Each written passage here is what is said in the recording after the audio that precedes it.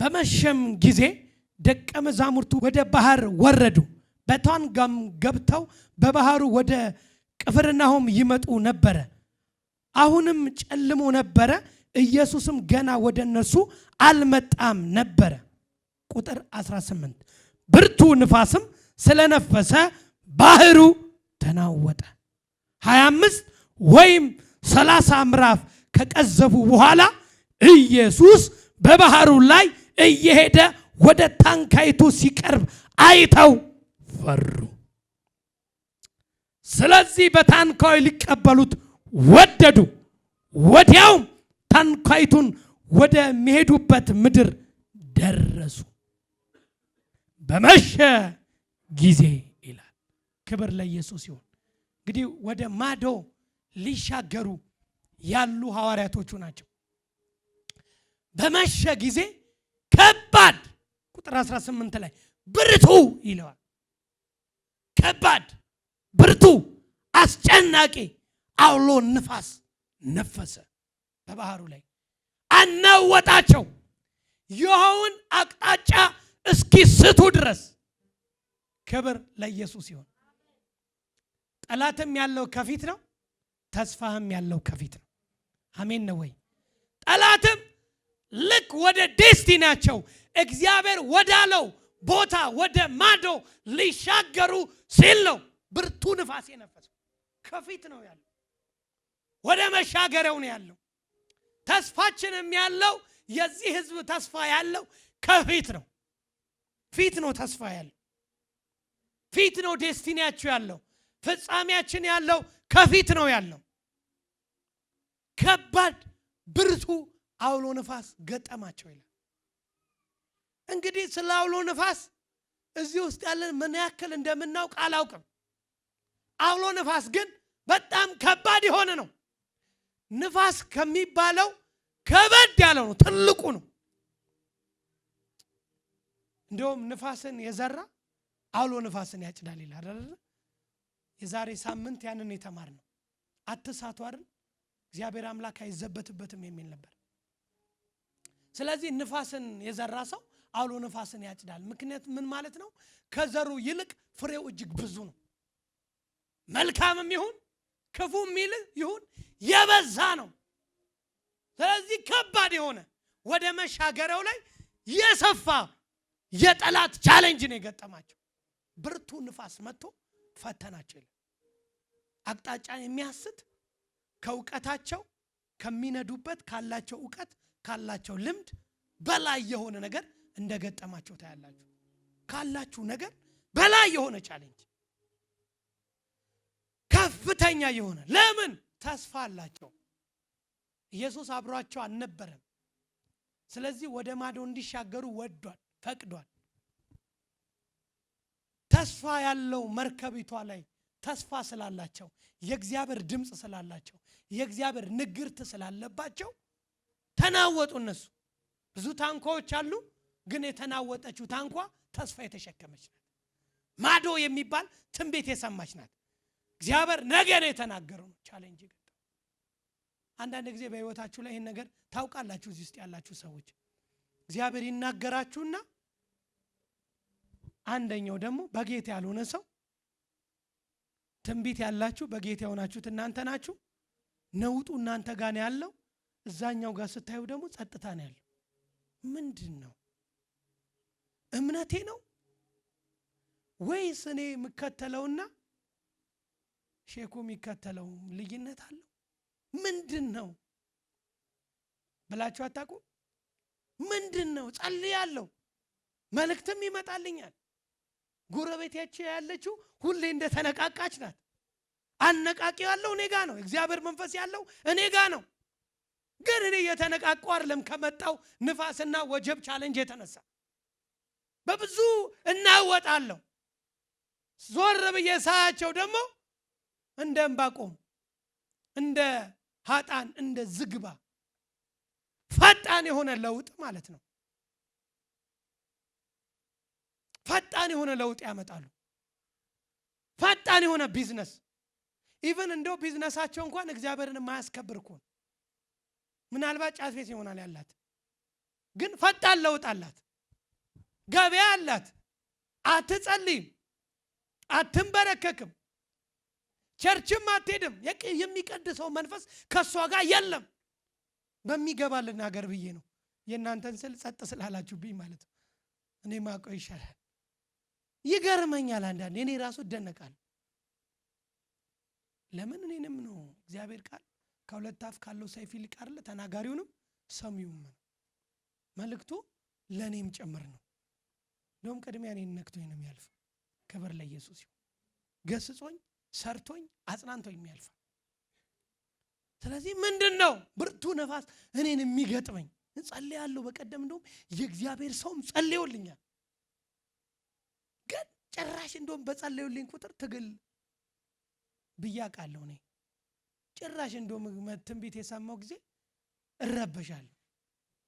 በኃይል ነው የሚነሳው ትንቢቱን ሊያስጥለኝ። እውነቴን ነው የምልህ። ይባስ መልእክት የሰማው ቀን እግዚአብሔር በእኔ ላይ የተናገረ ቀን፣ ያው ታውቃላችሁ ሁሉም ወዳጆቼ አይደሉም የሚሰሙት።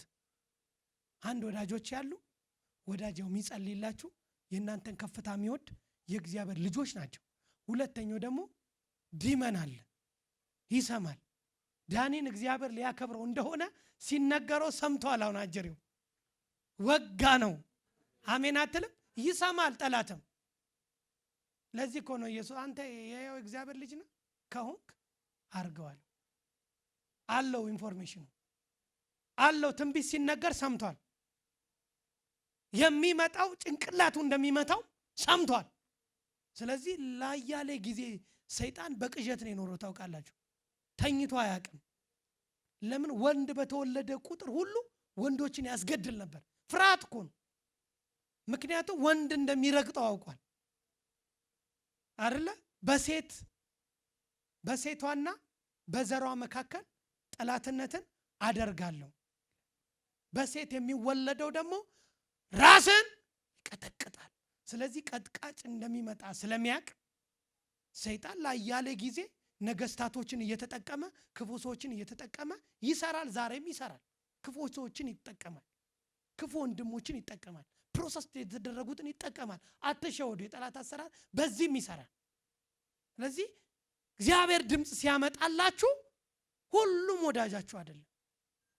ጨለማውም ይሰማል። ያመጻ ልጅ የሚጠቀምበትም ሰምቶ መንፈሱ ያወራዋል። ፋይት ያደርጋል። ያው ማስቀራት አይችልም፣ ግን ፋይት ያደርጋል። ማስቆም አይችልም፣ ግን ፋይት ያደርጋል። ብርቱ ንፋስ ማለት እሱ ፋይት ያደርጋል። በቃ የክብር ቀን እንዳይፈጸም ቻሌንጅ ያደርጋል። ለምን? የክብር ቀን ከፊት አለ። ተስፋ ከፊት አለ። ጠላት እዛ ጋር እንዳትገናኝ የቻለውን ኃይል አቅም ይጠቀማል። በደንብ ይጠቀማል። በብዙ አይነት መሳሪያ ይጠቀማል። ብዙ ነው ሰልፉ፣ ብዙ ነው መንገዱ፣ ግን ይጠቀማል። ስለዚህ ንግርት ያለባቸው የእግዚአብሔር ቃል ያለባቸው ድምፅ የሰሙ ሰዎች ናቸው የተናወጡት። እንዳልኳችሁ ይሄ ህዝብ በብዙ መንገድ ያልፋል። ሁላችሁም በተለያየ ነገር ታልፋላችሁ። ዞር ብላችሁ ስታዩ ግን አንዳንድ ጊዜ እውነት ያስብላል። እኔ የጸለይኩ አይከብድም ጌታ ሆይ ያስብላል። ፌር አይደለም፣ ያስብላል። አላመናፈስም፣ ያስብላል። በጣም ዓላማ አለው እግዚአብሔር እንጂ ያስብላል። ማይጸሉ ወንድሞቼና በእኔ መካከል ቢግ ዲፈረንስ አለ። ያስብላል። አትሊስት እኔ እኮ መብቴን እየተጠቀምኩ አይደለም። መብቴን ሰጥቼው እኮ ሰጥተዋል። ታውቃላችሁ ጴንጤዎች ሲነኩ ጌታ ይገስጸ ነው የምትለው።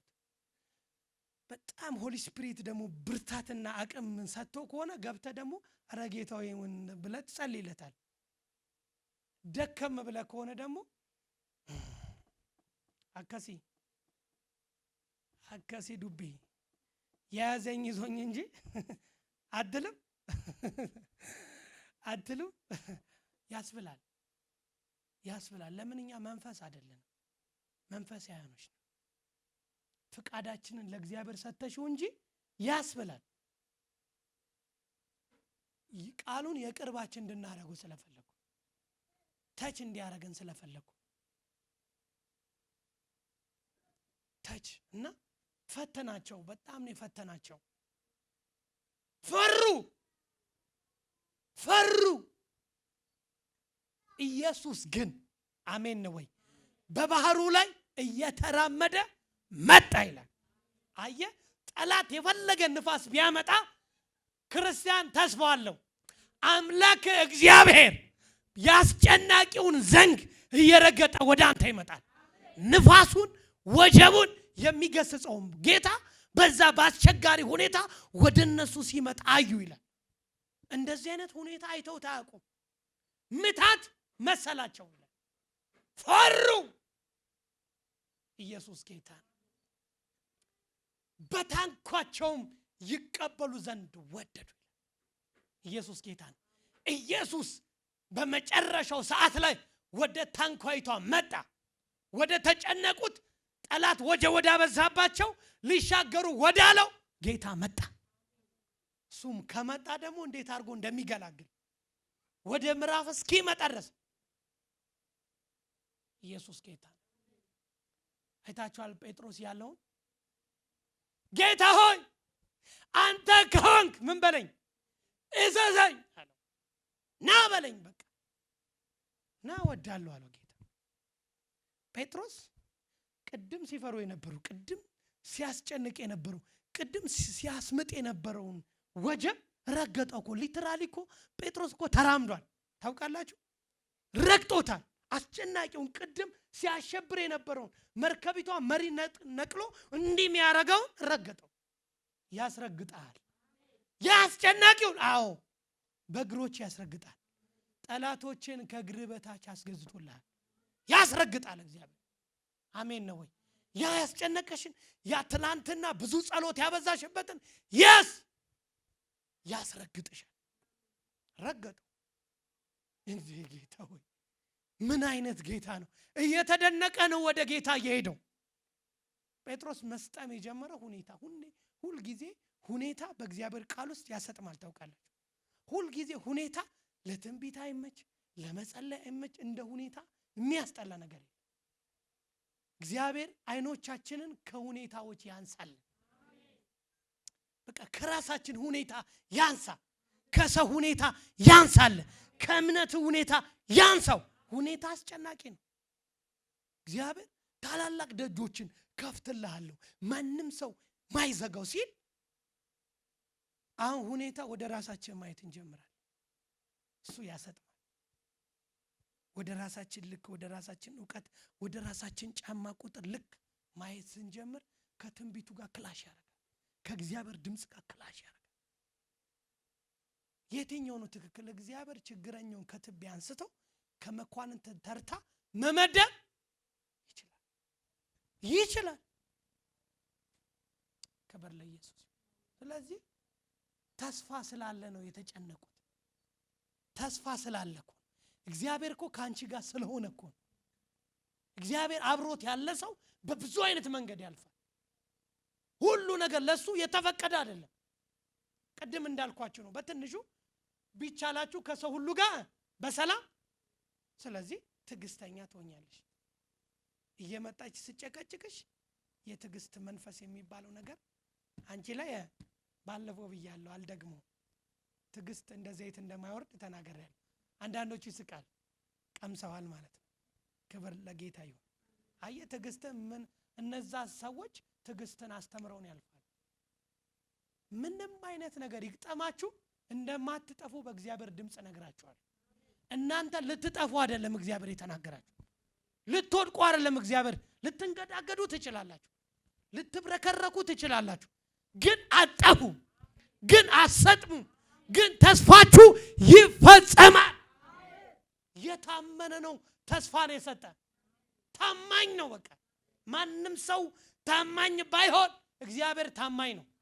መጽሐፉ ሰው ሁሉ ዓለም ላይ ያለ ሕዝብ ውሸታም ቢባል እግዚአብሔር ብቻውን ለዚህ ለአከብር ያለው ጌታ ብቻውን ታማኝ፣ ማንንም ደጋፊ ሳይፈልግ ማክበር ይችላል። ጸንታችሁ ቁሙ። ተስፋችሁ ያለው ከፊት ነው። አለ ከፊት ተስፋ አለ። ፊታችሁ ላይ ድል አለ። የእግዚአብሔር ድምጽ የሚፈጸምበት አለ። እግዚአብሔር ከፊት ከፍታህን ይሰራዋል። እኛ ማናቀው ብዙ ነገር አለ። ታውቃላችሁ ወዳጆች፣ ብዙ ነገር፣ ብዙ ማይገባን ነገሮች እኮ አሉ። ብዙ ነገሮች ማይገባን ነገር አለ። ግን እግዚአብሔር ብቻውን ታማኝ ነው። ማዶ እግዚአብሔር ወደ ተናገረው ድምጽ ሰምተው መንገር ጀምሮ ቻሌንጅ ቢገጥም አንድ እግዚአብሔር የተናገረው ሰው እዚህ ውስጥ አስነስተን እግዚአብሔር በተናገረ ነገር ላይ እግዚአብሔር ተናግሮታል፣ አከብራለሁ ብሎታል። አሁን ቀጥ ያለው ነገር ሁሉ ይስተካከላል ብሎታል። አለው ብሎታል። እግዚአብሔር አለው ብሎት እግዚአብሔርን ታምኖ ሲወጣ ንፋስ ቢገጥመው ምን ትላላችሁ? እንዲህ ንፋሱ የመጣው አንድ ነገር ነው። የእግዚአብሔርን ድምጽ ከህይወታችሁ ሊጠርግ ነው የመጣው። እምነታችሁ ሊጥል ነው የመጣው። ተስፋ ሊያስቆርጣችሁ ነው። ወደ ኋላ እንድትመለሱ እንድትፈሩ ነው። እንደሚፈጸም ስለሚታወቅ ነው ንፋስ የመጣው። በቃ ግዴታ እግዚአብሔር የተናገረው በህይወት ላይ መሆኑ ስለማይቀር ንፋስ አለ። ንፋስ የገጠመው ሰው ለካ ምንም የሌለው ሰው ማለት አይደለም። እግዚአብሔር አብሮት ያለ ሰው። አሁን አንድ ጥያቄ ብጠይቃችሁ በዚህ ውስጥ አሁን እግዚአብሔር ተናግሮን ከዛ በኋላ ልክ እንደ ኢዮብ አንድ ሰው ላይ ከባድ ነገር ቢደርስ እናንተም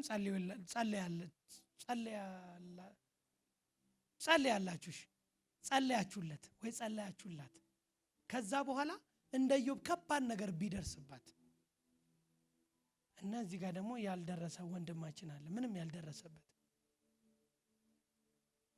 የማን ወገን ነው የምትሆኑት? በጌታ ቀስ ብላችሁ እዛኛው አትሄዱ? አይ ሰውዬ ጌታ ድሮ ነበረ ግን ጥሎታል በቃ ብለን ነው እኛ ሰዎች እንዲህ ነን። ባይዘው አቅጣጫ በደከሙት ላይ አቅጣጫ እንቀይራለን። ትክክለኛው ባህሪያችን ይሄኛው ነው። ለምን መሰላችሁ? እግዚአብሔር አንዳንድ ጊዜ በመጽሐፍ ቅዱስ ውስጥ ባለፉት ሰዎች ላይ በተለያየ መንገድ ሄዷል። ለምሳሌ ኢየሱስ ክርስቶስ የቅርቡ 12 ሐዋርያቶች አሉ አይደል? ከ12ቱ 11 አሉ። ከ11ዱ 3ቱ ደግሞ የቅርብ ናቸው፣ እነ ጴጥሮስ እና ዮሐንስ። ከ3ቱ ደግሞ አንዱ ደግሞ በጣም የቅርብ ነው። መጨረሻ ላይ ነው ህይወቱም ያለፈው። የራእይን መጽሐፍ የጻፈው ሐዋርያው ዮሐንስ የጌታ የልብ ወዳጅ ነው አይደለም? ግን በአንድ ወቅት ምን ገጠመው? እሱ የገጠመው ላውራኛ የገጠመን ይቀርና በአስቸጋሪ ሁኔታ ውስጥ ሆኖ መልእክተኛን ጠራ እና ኢየሱስ ወዳለበት መልእክተኛውን ለወዳጁ ደብዳቤ ሰደደ። ታውቁት ቃል ነው። የምትመጣው አንተ ነህ ወይስ ሌላ እንጠብቃለን? ምን አይነት አባባል ነው? እኛ እንደውም ሰው ሲቆይብን እንላለን እቺን ቃል የምትመጣው አንተ ነህ ወይስ ሌላ እንጠብቅ? ቆየ፣ ደከመን፣ አቃተኝ፣ እባክህ ንገረን፣ የምትመጣው አንተ ነህ ወይስ ሌላ ነው? በዓላማ ጨካኝ ነው አምላካችን እግዚአብሔር። በዓላማ እውሮች እየበሩ ነው፣ አንካሶች እየዘለሉ ነው፣ ሙታን እየተነሱ ነው። ይህንን ደግሞ እናንተ ሄዱና ንገሩት። ቀጥሏል። ዋናው ነገሩ ይቀጥል። የእግዚአብሔር ሥራ ይሰራ። አትጨነቅ። አይገርማችሁ? እሱ የፈለገው ወዲያው ካለበት ነገር መጥቶ እንትን እንዲለው ነው የፈለገው። እግዚአብሔር ግን በዛ መንገድ ውስጥ እንዲያልፍ ፈልጓል። መልስ የሌለው ጥያቄ። አንተ ነህ የምትመጣው ወይስ ሌላ እንጠብቅ? እንዴ አንተ ነህ የተናገርከን ወደኛ? አንተ ነህ ያወራው ወይስ ራሴ ነኝ ያወራሁት? እንደው ስጋዬን ያወራው ወይስ አገልጋዩ ስጋውን ያወራው? ራሱ ዳዊት ነው ያወራው። እኔሽ የሰማሁት ማን ነው የተናገረኝ? መጣለው ብለሃል ግን አንተ ቀድመ ሳትመጣ ቀርተ ብዙ ነገር ሆኗል። በመጽሐፍ ቅዱስ ውስጥ እንደዚህ ብዙ ላሳያችሁ እችላለሁ። በዮሐንስ ወንጌልም አለ ምዕራፍ 11 ላይ እና ላዛር ቤት የተፈጠረው ነገር አይደለ? ምን አሉ? አንተ ፈጥነ መተ ቢሆን ኖሮ ትንቢት እንደሰማን ወዲያው ብትመጣ፣ ወዲያው ዛሬውኑ ዳንኤል ቅድም ጌታ እንደተናገረው ዛሬውኑ ቢያደርገው ምን ጊዜ አለው? አይገርማችሁ? ወዲያው ስላልሆነ ግን ነገር ውሸት ነው ማለት አይደለም። ወዲያው በህይወታችሁ ላይ አልመጣም ማለት ተሳስታችኋል ማለት አይደለም። ንፋስ አለ፣ ለዛውም ከባባድ ንፋስ፣ እየጸለያችሁ እያመለካችሁ የእግዚአብሔርን ድምጽ እየሰማችሁ እግዚአብሔርን እያስከበራችሁ በስራ ቦታችሁ ላይ አለ፣ በጓዳችሁ አለ፣ በምትሄዱበት ቦታ አለ፣ ዙሪያችሁ አለ። እግዚአብሔር ከፊት ፍጻሜያችሁ ያማረ ስለሆነ ነው። መልእክቴ ነው። ከፊት ነው ተስፋችሁ ያለው። ስለዚህ እዛ ተስፋችሁ ጋር እንዳትደርሱ የመጨረሻ ማስቆም ባይችልም የመጨረሻ ኃይሉን ይጠቀማል። የጨለመው መንግስት የመጨረሻው አይቀርም እኮ መፈጸሙ፣ ግን የመጨረሻ ኃይሉን ይጠቀማል። አይተውም ሰይጣን አይደክመውም። አይገርማችሁን? ሰውን በመጣል አይደክመውም። ሰውን በማማረር አይደክመውም። እኛ እኮ ተስፋ ስላለን ነው ምን ደክመው። በመሰረቱ ተስፋ አለን፣ ቦታ አለን፣ እግዚአብሔር ያዘጋጀው ስፍራ አለን። ዝም ብለን ተቅበዝባዦች አይደለንም። ነፍሳችን ጌታ አላት፣ ባለቤት አላት። ደስ ይበላችሁ። ወደ ታንካይቷ ጌታ ይመጣል። የምትጠብቁት ጌታ በድንገት ወደ ታንካችሁ ይመጣል። የዛሬ ታንኳ ህይወታችን በህይወት እነሱን በሚሄዱበት ታንኳ አናወጣቸው። የዛን ዘመን ያው ታንኳን መጓጓዣ። አሁን ደግሞ በህይወታችን ጉዞ ውስጥ በአገልግሎት ጉዞ ውስጥ ብዙ የሚያደክም ነገር አለ። ግን ፍጻሜያችን ያማረ ነው። ጠላት ይሸነፋል። እዛ አንድ ዕውቀት እንጨምራለን። በ11ኛው ሰዓት መጥቶ ታሪክን መቀየር እንደሚችል በእግዚአብሔር ላይ ልባችን ያምናል። ሐዋርያቶቹ በተጨነቁ ጊዜ ኢየሱስ ውስጠኛው ተኝቶ ሳለ በሚናወጡበት ሰዓት ስንጠፋ አይገድምን አሉት። የኢየሱስ እይታ ወይ የአምላካችን እይታ ምን መሰላችሁ? እኛ ምን ጠፋው እሱ ሲጠፋ፣ መሪው ሳይጠፋ ተከታዮቹ ሊጠፉ አይችሉም። ይህን ትምህርት በኤማሁስ መንገደኞች አይታችኋል። ብዙ ተከታዮች የነበራቸው መሪዎች ጠፍተዋል፣ ብዙዎቹ ሰምጠዋል። አሁን እነሱ እነዛን እያሰቡ እኛን ግን ይቤዠናል ብለን አስበን ነበረ፣ ተከተልነው፣ መልካም ነው፣ አንተ ሰውዬ እንግዳ ነህ አሉት። እሱ በቃ የለም አበቃለት እያሉ እያዘኑ የሄዱ ሰዎች። የሚጠፋ አይደለም መሪያችን፣ አምላካችን የሚጠፋ አይደለም። ስለዚህ እኛ የተናገረን ጌታ ይፈጽመዋል፣ ነገሩን ይፈጽመዋል። ስላልመሰለን ቀርቷል ማለት አይደለም። ስለዚህ የጣላችሁትን እግዚአብሔር የተናገራችሁትን ያወራችሁን እነዚህ የተስፋ ቃሎች ዛሬ እያሰባችሁ እንድታመሰግኑ ፈልጋለሁ። በእግዚአብሔር ፊት እናመሰግናለን። እግዚአብሔር ተናግሮ ሚተው አምላክ አይደለም፣ ማይፈጸምለት አምላክ አይደለም። ክብር ለኢየሱስ ይሁን። ስለዚህ ወደ ታንኳይቷ መጥቶ አሳረፋቸው። ማሳረፍ ብቻ አይደለም፣ በሰላም ደረሱ። ታንኳ በሰላም ወደ ተነገረላት ሊደርሱበት ሊገቡበት ወደ ኋላው ቦታ ገቡ። መግባት ይሆናል፣ ነገራችሁ ይፈጸማል። ስለዚህ አረፈደም። እግዚአብሔር ያለው ነገር አልቀረም። ጠላት የሚያወራው፣ ንፋሱ የሚያወራው፣ ወጀቡ የሚያወራው ውሸት ነው። ሁኔታው ብዙ ደጋፊ ቢኖረውም ውሸት ነው። ማለዳ ላይ የሰማችሁት ድምፅ ይበልጣል። ቆመን እንጸልይ።